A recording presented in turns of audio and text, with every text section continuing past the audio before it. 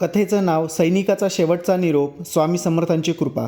एक तरुण सैनिक गावातून सैन्यात भरती झाला होता. घरच्यांना त्याचा प्रचंड अभिमान होता, पण आईच्या डोळ्यात नेहमी काळजी असे. काही महिन्यातच बातमी आली, मोठी लढाई झाली आहे, अनेक सैनिक हुतात्मा झाले.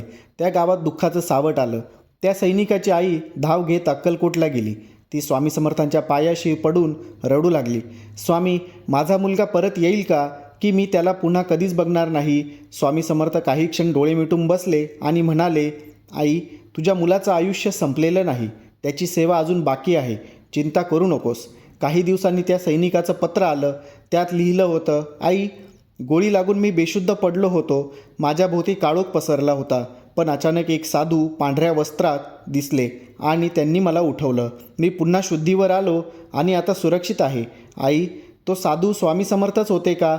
आईचे डोळे आनंदाश्रूंनी भरले. ती पुन्हा स्वामी समर्थांच्या चरणी आली आणि म्हणाली, स्वामी, माझ्या मुलाचं आयुष्य तुम्ही परत दिलंत. स्वामी फक्त हसून म्हणाले, जे राष्ट्रासाठी लढतात त्यांचं रक्षण माझ्यावर सोपवलेलं असतं. कथेचा संदेश, स्वामी समर्थ फक्त भक्ताचं नाही, तर कर्तव्यावर असलेल्या प्रत्येकाचं रक्षण करतात.